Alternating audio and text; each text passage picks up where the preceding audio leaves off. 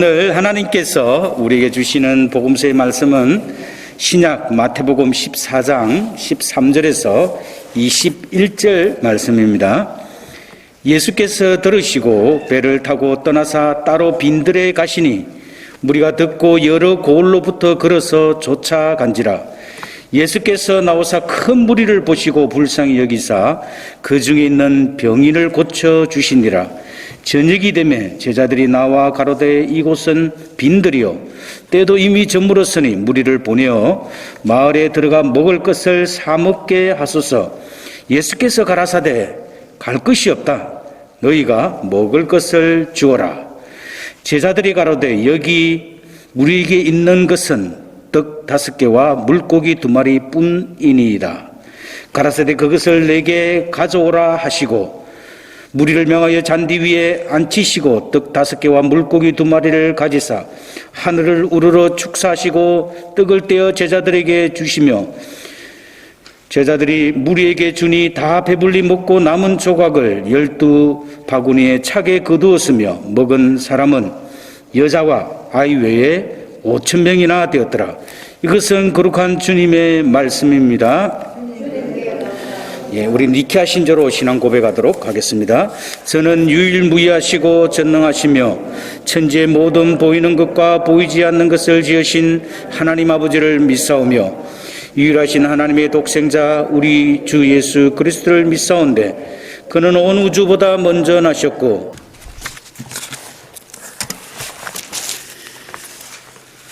오늘도 하나님께서 우리들을 불러주셔서 귀한 예배를 드리게 하시고 또 하나님께서 우리에게 찾아오셔서 은혜를 베풀어 주심을 믿습니다.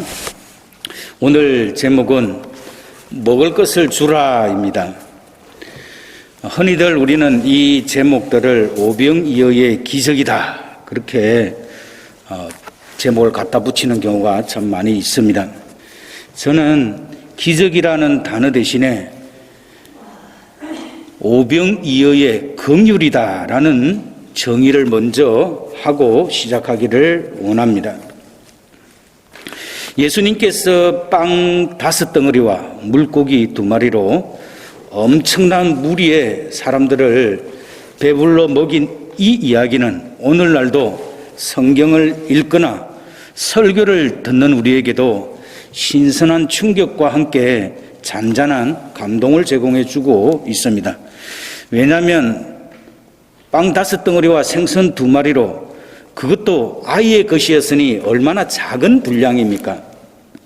그럼에도 불구하고 오늘 예수님께서 먹이신 사람들을 살펴보면 아이들과 여자들을 제외하고 성인 남자만 5,000명이 배불리 먹고도 12강조리가 남았다고 하니 이런 이야기는 듣기만 해도 굉장히 극적이고 은혜가 되는 이야기입니다. 따라서 이 이야기는 우리들만 좋아했는 것이 아니라 초대 기독교인들도 대단히 좋아했습니다. 그래서 교회 공동체 안에 많이 회자되었고 또 알고 있었음이 분명합니다. 왜냐하면 이 오병이어 이야기는 내 복음서 전체에 다 기록되어 있기 때문입니다.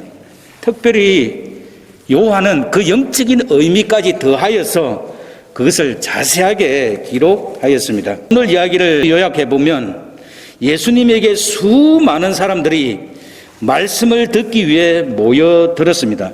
참으로 예수님과 함께하는 시간은 은혜로운 시간이었습니다. 거기에 모인 사람들은 예수님의 말씀을 듣고 시간이 가는 줄 몰랐습니다. 그만큼 예수님의 말씀이 청중들의 가슴에 깊이 와닿고 자신들이 처한 상황에 많은 위로가 되었음이 분명합니다. 시간이 흘러 저녁 시간이 되었음에도 불구하고 사람들은 집으로 돌아가지 않고 그 자리에 모여 있었습니다. 당장 저녁을 해결해야 될 시간이 되었습니다. 이 저녁 문제를 해결하기 위해서는 모여든 사람들은 가까운 마을에 가서 먹을 것을 구입해 와야 했습니다. 이 저녁 문제를 해결하기 위해서 이 사람들이 마을로 다 간다고 해서 거기에 모인 사람들의 숫자가 너무 많았기 때문에 가까운 동네에 간다고 해서 해결될 만한 그런 사건은 아니었다라는 것입니다. 그러자 제자들은 각자 집으로 각각 다 돌려보내기를 예수님에게 제안을 했습니다. 어떻게 보면 마을로 가든지 아니면 각자 살던 집으로 돌아가는 것이 가장 현실성 있는 제안이고 어떻게 보면 맞는 방법이다라는 것입니다. 예수님도 제자들의 제안에 동의할 수밖에 없는 상황이었습니다. 그런데 오늘 예수님은 전혀 기대하지 못한 말씀들을 제자들에게 하십니다. 사람들에게 그렇게 할 필요 없이 너희들이 직접 먹을 것을 주라라는 것입니다. 그러자 마가복음 6장 37절의 제자들은 예수님의 말씀에 참으로 답답하였습니다. 그래서 예수님에게 이렇게 대답했습니다. 우리가 가서 200데나리온의 떡을 사다가 먹이리까? 지금 이 200데나리온은 요즘 가치로 바꾸면 그 당시 왔던 사람들이 좋은 화려한 음식을 바라는 것은 아니었을 거니까요. 지금으로 계산해 보면 15,000명 정도 되니까 한 1불 정도 치면 한 15,000불 정도 가치가 되는 돈입니다. 그런 돈은 제자들에게 없을 뿐만 아니라 지금 이 시간에 그 정도의 많은 음식을 구하는 것 자체가 불가능합니다.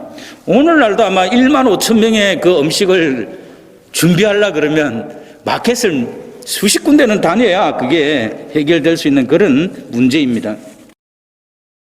그래서 제자들은 그 사실을 알았기에 우리에게 있는 것은 빵 5덩어리와 생선 2마리 뿐입니다 라고 대답했습니다. 이 말은 제자들이 지금 이 상황을 해결할 수 없다는 것을 예수님에게 말씀하고 있습니다. 그런데 예수님은 제자들에게 그것을 가져오라고 했습니다. 거기에 모인 사람들을 풀밭에 앉게 하였습니다. 그리고 빵 5개와 물고기 2마리를 들고 축사한 뒤에 제자들로 하여금 그것을 사람들에게 나누어주라고 하였습니다. 그럴 때 제자들이 그 말씀에 순종하였을 때 거기에 모인 사람들이 배불리 먹었고 12바구니나 다시 거두게 되었습니다. 그리고 성경은 거기에 모인 사람들이 여자들과 아이들을 빼고 5,000명이나 되었다고 기록합니다. 이 이야기의 시작은 마태복음 14장 13절에 보면 예수님께서 어떤 이야기를 들으셨습니다. 예수님께서 들으셨다고 하시는 것은 요한의 순교에 관한 이야기가 아니라 예수님께서 권능을 베푸셨는데 고향 나사렛에서는 믿지 않았기 때문에 많은 능력을 행치 못했습니다. 그래서 소수의 병인들만 고쳤는데 이 고쳤던 이 소문들도 사람들에게 퍼져나갔습니다. 그리고 이 소문이 헤롯의 신하에게 보고가 되었습니다. 헤롯이 그 의로운 요한을 죽이고 나서 그 마음에 번민이 있었습니다. 그럴 때 이런 일들이 일어나는 걸 보고 병자들이 다시 살아나고 고쳐지고 능력이 이루어지는 것을 보고 헤롯은 세례 요한이 다시 살아났다고 생각하기 시작했다고 하는 그 소식을 들었다는 말입니다. 그 소식을 듣고 예수님은 따로 빈들에 가셨다고 말합니다. 세례 요한의 순교 이후 헤롯이 예수님의 소문을 듣고 두려워했지만 한편으로는 그 예수를 한번 보기를 원했다라는 것입니다. 그래서 이 사실을 안 예수님께서는 헤롯의 관할 지역을 떠나 배를 타고 호수 건너 벳세다 광야로 가셨습니다. 예수님은 배를 타고 갈릴리 호수를 건너 한적한 빈들로 가셨습니다. 그 소문을 듣고 사람들이 그것으로 몰려들었습니다. 예수님은 몰려든 사람들에게 천국 복음을 전가하셨고 또한 그들 중 병자들을 고쳐주셨습니다. 이런 일들은 예수님이 평소에 늘 하던 사역이었습니다. 그 모이던 사람들은 갈릴리 호수 그 해변을 따라 도보로 걸어서 예수님을 따라갔습니다. 그 유대인들이 선지자로 여겼던 세례 요한의 순교 소식을 듣고 목자 잃은 양처럼 방황하다가 예수님이 계신 곳으로 와서 예수 그리스도의 말씀을 듣고 영혼의 위로를 얻고자 찾아왔습니다. 큰 무리라고 하는데 마가복음 6장 44절에는 남자만 5,000명이라고 하였습니다. 그래서 적어도 15,000명 이상은 되었을 것이다 라고 우리가 추측할 수 있습니다. 오늘 그 많은 무리들이 예수님에게 모였는데 예수님은 그 사람들을 불쌍히 여기셨다라는 것입니다. 긍휼히 여기셨다라는 말씀입니다. 불쌍히 여긴다는 말은 유대인들이 나라가 멸망하여 다른 나라의 포로로 끌려가서 참으로 가슴 아프고 고달픈 아픔의 세월을 보낸 디아스포라, 즉 포로기의 상태에서 살아가기 시작할 때 생겨났다고 합니다.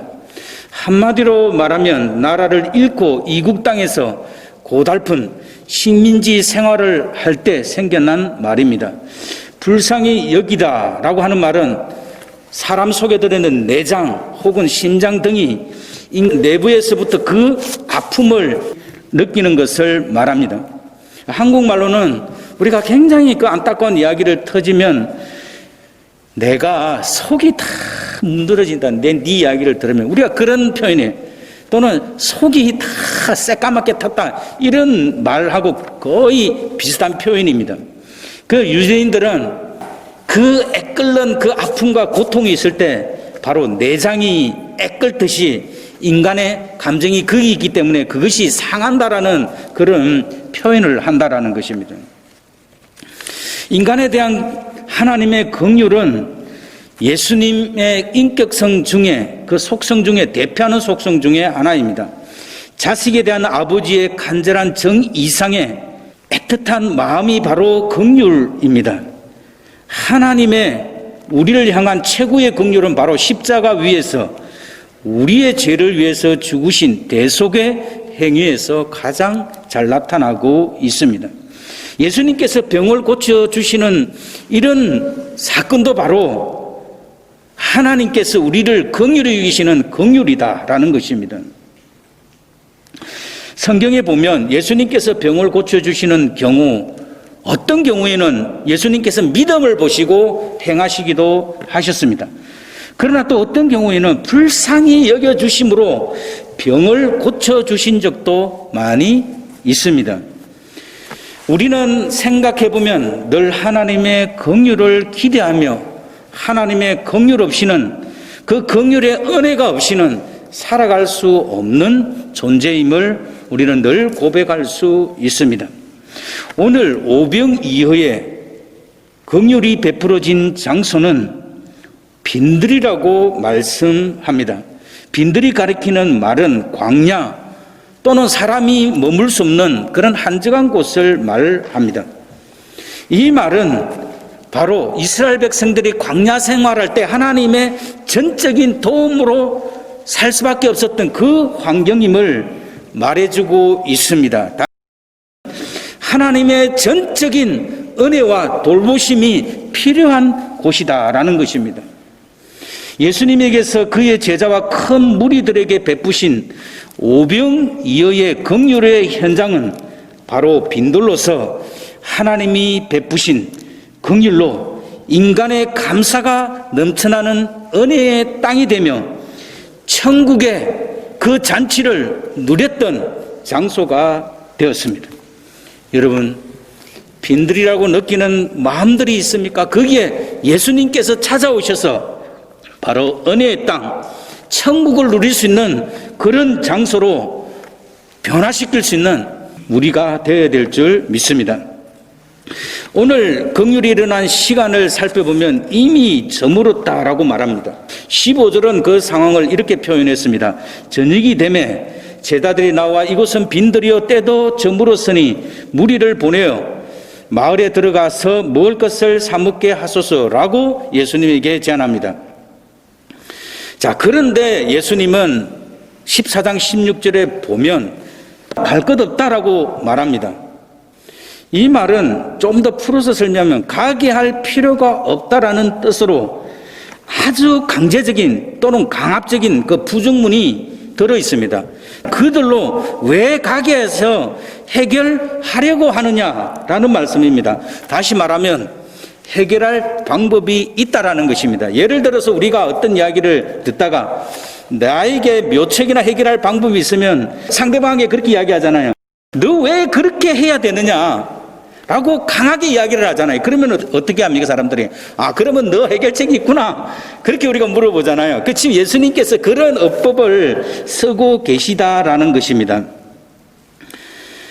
이 말은 나에게 해결할 방법이 있으니 너희들이 사람들에게 왜 그렇게 해야 되느냐? 먹을 것을 줄 수 있다라는 말입니다. 아주 합리적이고 설득력 있을 것 같은 그 제자들의 주장을 예수님은 이 말 한마디로 단호히 거부하고 계십니다. 예수님께서는 해산하기를 종용하는 제자들의 말을 따라 힘없이 돌아가는 병들고 굶주린 사람들을 보고 깊은 연민과 애정으로 돌아가려는 그들의 발길을 멈추게 하신 것입니다. 인간이 스스로 해결할 수 없는 여러 가지 문제를 해결하지 못한 채 예수님을 떠나는 일은 결코 일어나서는 안 된다는 것을 보여주고 있습니다. 예수님께서는 지금도 인간이 안고 있는 그 어떤 문제일지라도 외면치 않고 당신의 넓은 품으로 받아들이고 해결해 주십니다. 왜냐하면 예수님이 길이요 진리요 생명이시기 때문입니다. 예수님의 해결책은 바로 너희가 먹을 것을 주우라입니다. 제자들은 스스로 사 먹게 하소서라고 말하였고 예수님은 너희가 그들에게 먹을 것을 주라고 하셨는데 이 말을 들은 제자들은 참으로 당황하지 않을 수 없었을 것입니다. 주어라라고 하는 말은 적극적이고도 긴박한 지금 바로 행동해야 됨을 의미하기 때문입니다. 당장의 제자들에게는 무리에게 음식을 대접해야 될 또 지금 그것을 당장 수행해야 될 그 의무가 주어져 있습니다. 참으로 난감한 상황이 되고 말았습니다. 물론 예수님께서는 제자들이 거의 10,000명 이상 되는 사람을 먹일 수 있는 능력이나 수단을 가지고 있지 않음을 알고 계셨습니다.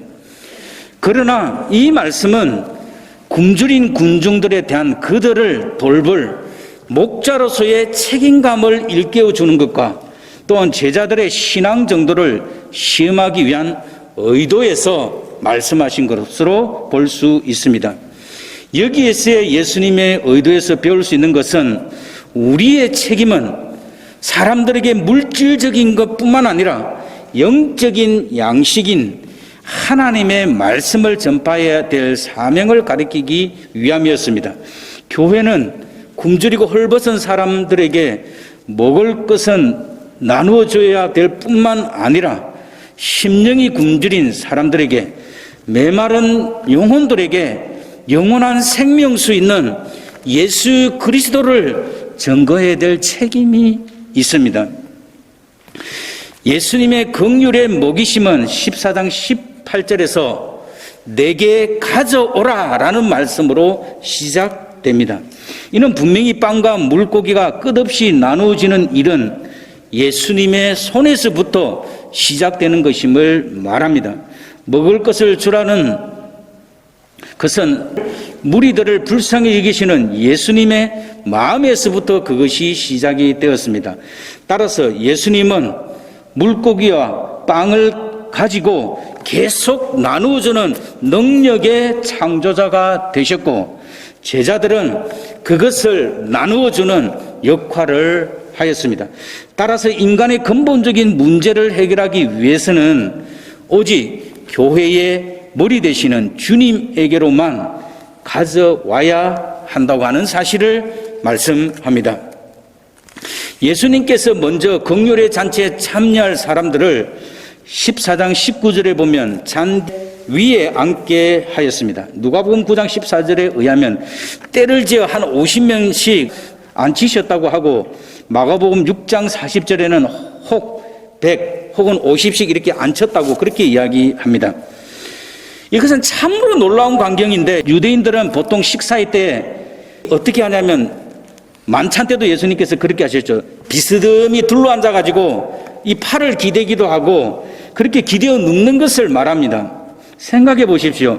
100명씩 앉는다고 하더라도 150여 개의 그 한 무리대가 삥 둘러서 있는 그 어마어마한 그 저녁 식사를 하기 위해서 만들어져 있는 그 경이로운 놀라운 그 광경을 한번 생각해 보십시오.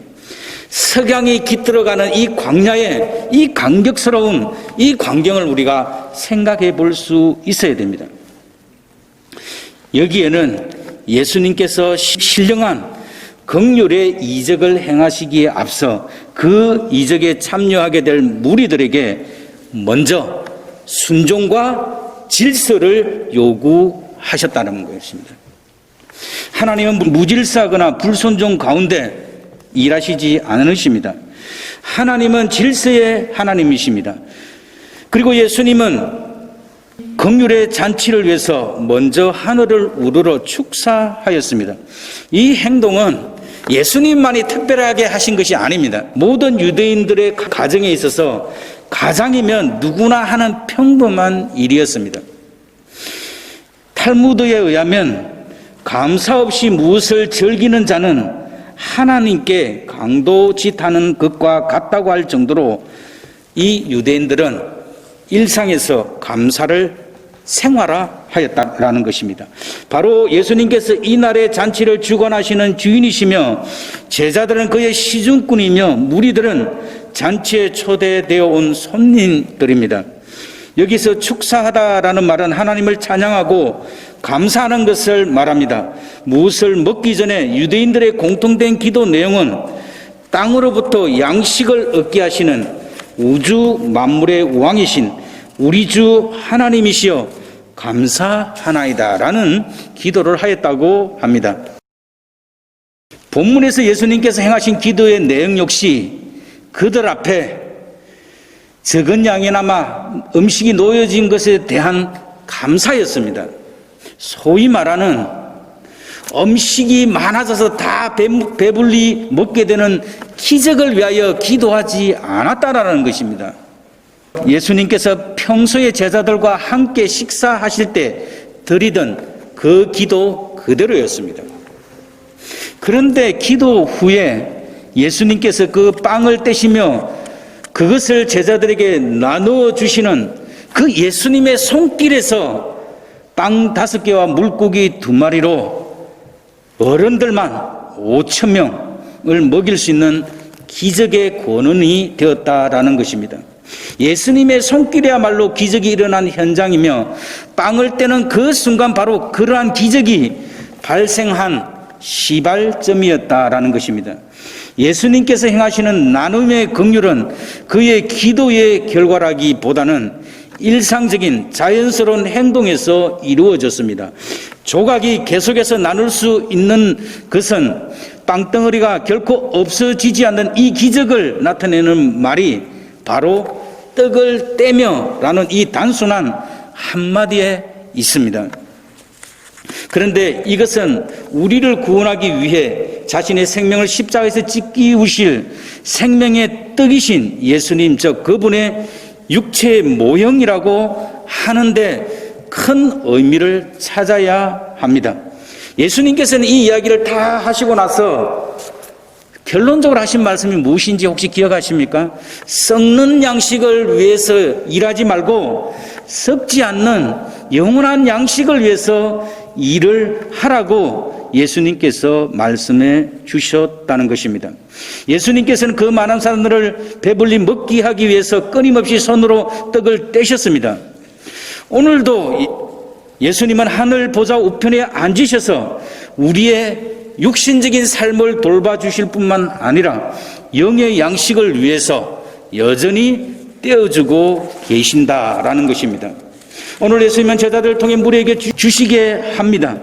우리는 복음을 먼저 경험한 목격자들이며 그 목격한 사실들을 전달해주는 증인이 되라는 의미입니다. 빵과 물고기가 전해지는 이러한 과정은 생명의 양식인 그리스도의 말씀이 먼저 복음에 사로잡힌 자들에 의해 세상에 전달되는 과정과 동일합니다. 결과는 14장 20절에 보면 다 배불리 먹었다고 합니다. 겨우 목을 축이고 한 끼니 정도 때우는 정도가 아니라 사람들이 멀리 떨어진 자신의 집을 찾아갈 기운을 얻을 수 있을 정도로 넉넉하게 떡과 물고기가 배급되었다는 말씀입니다. 그리고 예수님께서는 남은 조각을 다 거두라고 말씀하셨습니다.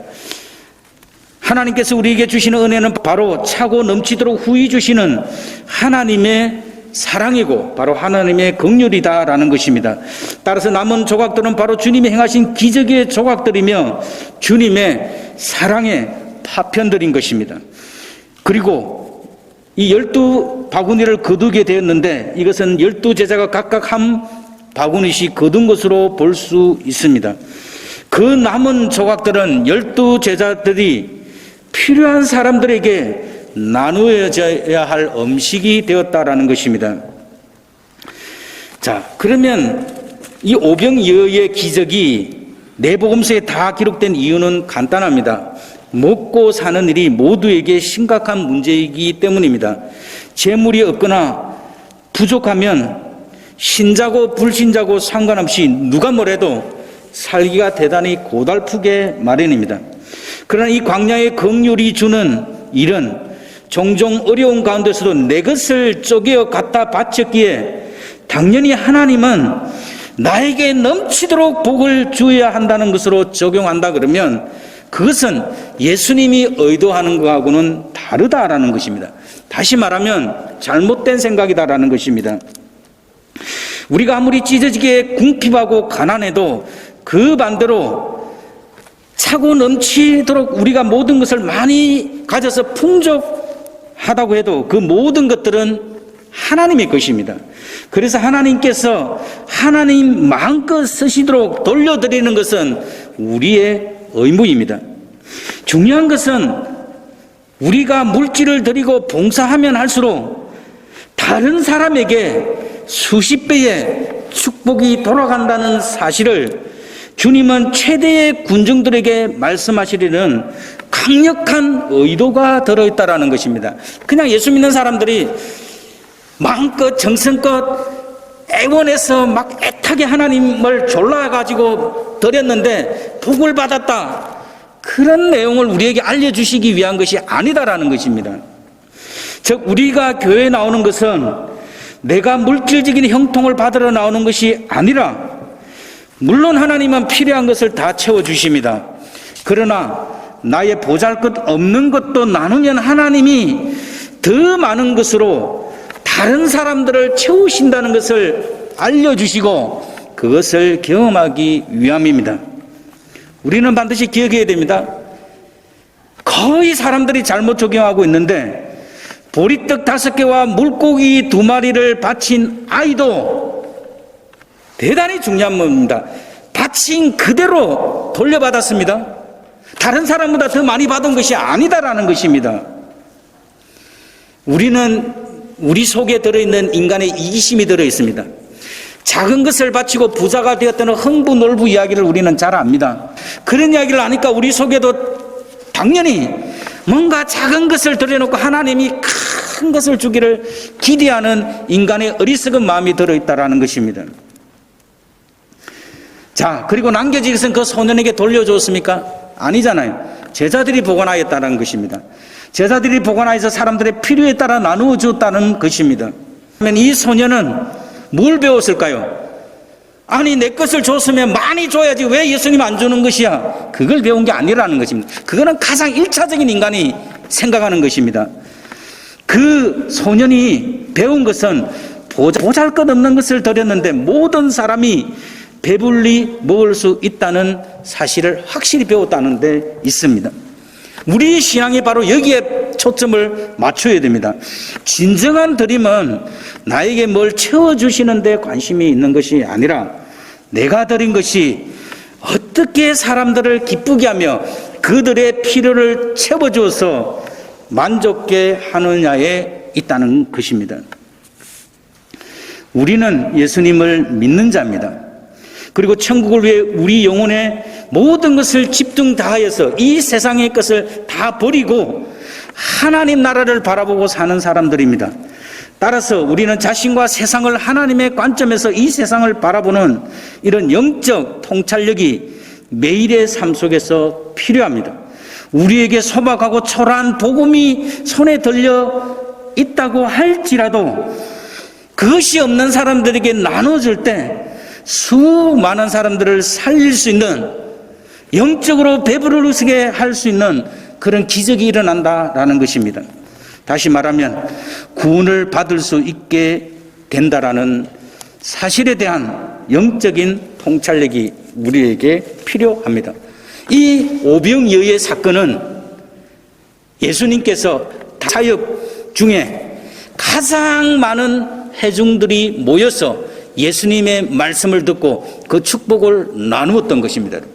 다시 말하면 모든 사람들에게 긍휼을 베푸시고 그들의 필요를 채워주는 그 일들을 통하여서 하나님이 무엇을 하실 것인지 보여주는 사건이 바로 이 오병이어의 사건이라는 것입니다. 우리 모두가 더 깊은 통찰력을 통하여서 하나님을 기쁘시게 하는 삶이 되시길 주님 이름으로 축원합니다. 기도하도록 하겠습니다. 살아계신 하나님 아버지, 오늘 우리를 긍휼히 여기시고 불쌍히 여겨주시는 그 예수님의 손길을 통하여서 아무것도 기대할 수 없는 그 빈들 광야에서 예수님의 손길을 통하여서 그들에게 풍족히 먹이시고 입히시고 하나님 그들의 필요를 채워주신 하나님을 볼 수 있습니다. 하나님, 한 소년의 작은 것을 드렸지만 하나님 그것을 통하여서 모든 사람들이 흡족하게 먹고 다 나누고도 남는 그런 긍휼을 베풀어 주셨습니다. 하나님, 오늘 우리는 지극히 작은 것을 하나님 앞에 드려서 다른 사람들에게 풍족하게 되는 그런 삶의 능력을 체험하며 남들이 볼 때 초라한 것을 갖고 있지만 그러나 우리가 예수 그리스도의 복음을 나눌 수 있는 저희들이 될 수 있도록 주님께서 도와주시옵소서. 이 땅에는 참으로 하나님의 복음을 통하여서 생명수 샘물을 하나님 값없이 풍족하게 먹어야 될 많은 사람들이 있습니다. 하나님, 우리에게 이런 안타까운 마음을 주시고 하나님, 이 작은 소년의 그 헌신처럼 우리도 작은 것을 나눌 수 있는 그런 삶이 될 수 있도록 주님께서 도와주시옵소서. 우리 교회 속에 이런 긍휼이 충만하게 나타날 수 있도록 주께서 도와주시옵소서. 감사합니다. 예수님이 귀하신 이름으로 기도드립니다. 아멘. 여호와는 내게 복을 주시고 너를 지키시기를 원하며 여호와는 그 얼굴로 내게 비치사 은혜 베푸시기를 원하며 여호와는 그 얼굴을 내게로 향하여 대사 평강 주시기를 원하노라. 아멘.